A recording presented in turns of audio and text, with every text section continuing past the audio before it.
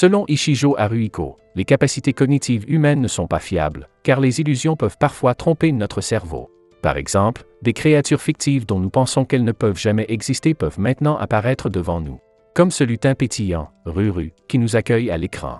Cela n'a pas toujours été le cas, jusqu'à ce qu'un incident survenu il y a plus de 10 ans modifie la chimie du cerveau humain.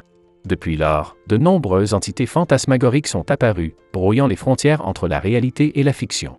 Mais nous y reviendrons plus tard, car Haruhiko est en retard à l'école. Tout ce qui l'entoure semble pixelisé.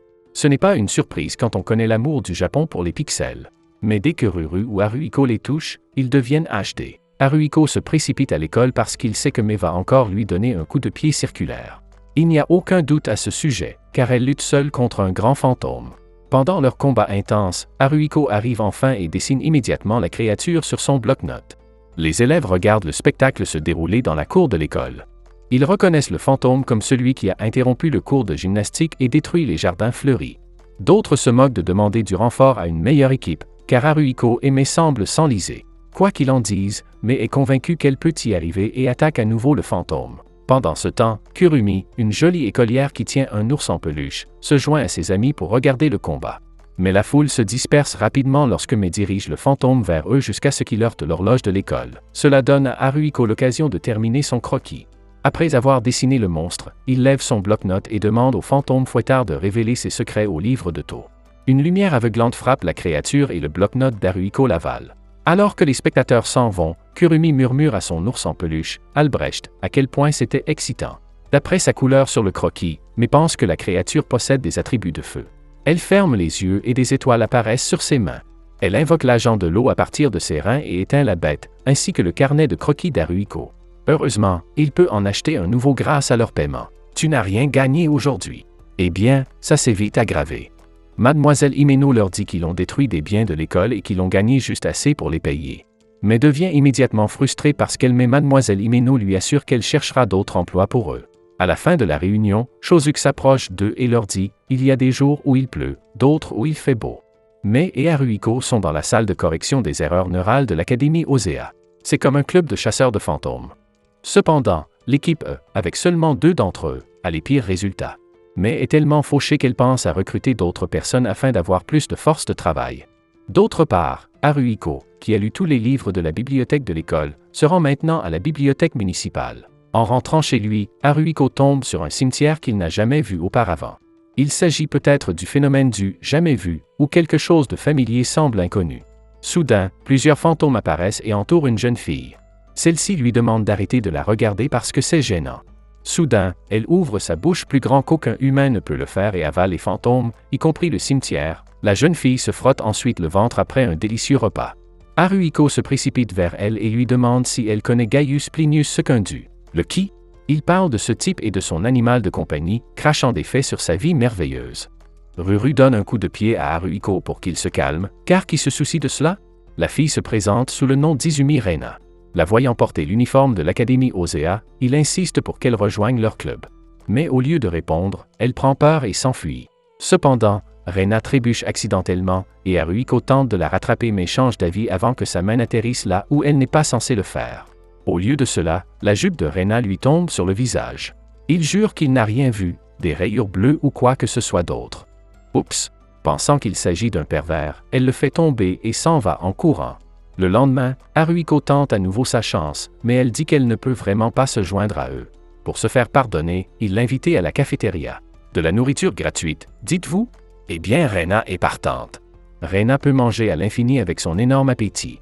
Il se trouve que c'est la première fois qu'elle va à la cafétéria car elle ne reçoit pas d'argent de poche. Elle veut en savoir plus sur la proposition de Haruhiko. Haruhiko commence par expliquer que les fantômes étaient autrefois fictifs. Cependant, lorsque des terroristes ont bombardé l'entreprise à Leashiki il y a plus de 10 ans, un virus expérimental a été libéré et a eu des effets durables sur le cerveau. En conséquence, les humains peuvent désormais percevoir le surnaturel et les enfants possèdent des super-pouvoirs. Les enfants comme Reina et lui peuvent rejoindre des clubs pour chasser les fantômes nuisibles et être payés. Haruhiko répond qu'elle peut considérer cela comme un travail à temps partiel puisqu'elle n'a pas d'argent. Si elle veut, elle peut les regarder faire. Elle ferait mieux de se joindre à eux après avoir fait dépenser autant d'argent à Haruhiko. Après le repas, Haruhiko présente Reina à Mai. Reina est stupéfaite en voyant Mai et l'appelle même One-sama. Par coïncidence, Mademoiselle Himeno leur donne une autre mission impliquant des fantômes de poteaux d'utilité. Ils surprennent 3 fantômes en train de danser comme dans un film de Disney. Bien qu'il ait l'air inoffensif, il provoque des interférences radio dans la région. Mais invoque l'agent de métal pour lutter contre ces poteaux, mais son attaque surprise échoue car elle est presque électrifiée par leurs câbles. Haruhiko explique qu'il s'agit d'esprits outils nés de la colère après avoir été abandonnés par les humains. Autrefois, les gens dansaient en l'honneur des arbres qu'ils coupaient. Alors les poteaux dansent peut-être pour eux-mêmes maintenant. Ils jouent également au limbo, ce qui peut métaphoriser leur chagrin de ne pas pouvoir passer à la vie suivante. Ils dansent donc le limbo avec les poteaux et se penchent pour dépasser le câble. Mais à chaque succès, le câble descend, ce qui rend le défi encore plus difficile à relever. D'un autre côté, leurs adversaires en bois réussissent gracieusement ce jeu. Au fur et à mesure que le jeu progresse, Reina tombe tandis qu'Haruhiko se fait électrocuter. Seul Mei progresse, mais le niveau baisse. Le poteau se brise et tombe en panne tandis que Mei se débat à cause de ces énormes tatas qui risquent de heurter le câble. En réfléchissant vite, elle rebondit et attend le moment idéal pour les glisser sous le câble, et voilà, elle est passée. Les fantômes réconciliés sont maintenant prêts à être scellés, mais Haruhiko se rend compte qu'il n'a pas acheté de nouveaux carnets de croquis. Mec, c'est ton seul travail. Heureusement, Reina est une mangeuse de fantômes et elle avale les poteaux d'un seul coup. Mei est très excitée et insiste pour que Reina rejoigne l'équipe, ce qu'elle accepte. À ce stade, elles forment une meilleure équipe, mais se bat, Reina scelle, et, eux, pourquoi ont-elles besoin d'Haruhiko? Quoi qu'il en soit, Ruru montre les poteaux cassés sur le sol. Reina leur offre une fleur tandis que Haruhiko se demande s'ils seront prêts à servir à nouveau les humains s'ils renaissent en tant qu'arbres. De retour à l'académie, ils rencontrent un visage inconnu et se demandent qui c'est. Avec Reina dans leur équipe, les choses se présentent bien pour eux. Mais ce n'est pas le cas pour Haruhiko. Malgré l'achat d'un nouveau carnet de croquis, il sait qu'il n'est pas d'une grande aide car Reina peut facilement sceller les fantômes en les mangeant. Il doit passer à la vitesse supérieure et améliorer ses compétences en matière d'invocation pour être plus utile. Reina salue Ruru et Haruhiko, leur disant qu'elle est ravie de faire partie de leur club. Pendant qu'ils discutent, la fille d'hier passe. Haruhiko la salue par son nom, Minase Kwato, et les 2 filles se présentent également. Haruhiko se souvient de ce qu'a dit Mademoiselle Himeno. Kwato est une utilisatrice de capacité très puissante qui s'est portée candidate à l'agence de contrôle des fantômes. Mademoiselle Himeno a même essayé de l'inviter à rejoindre leur club, mais Kwato a refusé, peut-être parce qu'elle s'habituait encore à l'école. Remarquant l'approche de Haruhiko envers Kwato, Ruru suppose rapidement qu'il veut qu'elle rejoigne leur équipe. Pire, il pourrait avoir le béguin pour elle, ce qui fait pleurer Ruru. Mais Haruhiko confirme qu'il ne pense rien de tout cela et gifle le moustique gémissant, je veux dire, Ruru. Plus tard dans la journée, Mademoiselle Himeno leur confie une mission concernant les robots de la société Aliyashiki qui se sont transformés en fantômes. Ils ne se rendent pas là où l'incident du virus s'est produit, mais dans une autre usine. Mademoiselle Himeno les informe que Kwato se rend sur place à la demande de l'agence. Le fait d'avoir une capacité puissante fait que les gens la traitent différemment, elle veut donc qu'ils l'aident. En arrivant sur place, une nuée de robots accueille Kwato. Ne se laissant pas impressionner par leur présence, elle récite son sort et libère une lumière brillante et électrisante. Elle récite à nouveau et mugit jusqu'à ce que les robots brûlent. Cependant, lors de sa 3e vocalisation, sa voix de piégeage disparaît. Les robots passent en mode élimination et attaquent Kwato, mais elle esquive rapidement. Son pouvoir étant devenu inutile.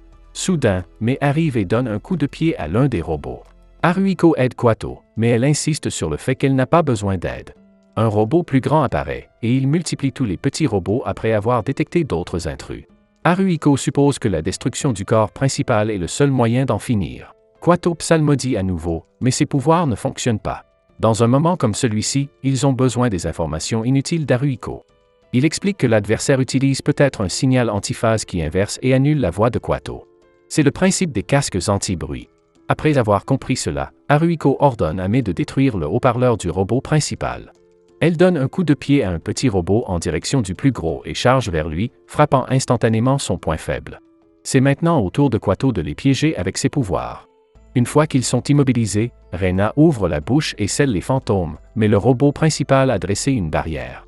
Mei invoque l'agent de feu et bat le robot principal jusqu'à ce qu'Haruhiko termine son croquis. Alors que son carnet de croquis engloutit le robot fantôme, celui-ci explose jusqu'à ce qu'il soit détruit. Haruhiko pense que les robots étaient des esprits outils, mais un peu différents car ils savaient se multiplier. Quoi qu'il en soit, Mei et Reina impressionnent Kwato, qui dit qu'ils partageront la récompense. Alors que Reina s'inquiète de ses factures de blanchisserie, Ruru voit une souris d'ordinateur derrière un coffre-fort en ruine et l'emporte avec elle. Chez Haruhiko, Mei et Reina se réparent après l'intense bataille. après avoir pris son bain, mais remarque que Ruru nettoie ce qu'elle pense être une console de jeu. Mais en y regardant de plus près, elle contient des codes qui semblent provenir d'un ordinateur. Haruhiko l'analyse et appuie sur un bouton qui l'éteint. Il l'a peut-être cassé, mais il pense qu'il a juste besoin d'être rechargé. Si vous voulez une suite à cet anime, abonnez-vous, laissez un like et un commentaire pour aider la chaîne à grandir. Merci d'avoir regardé cette vidéo.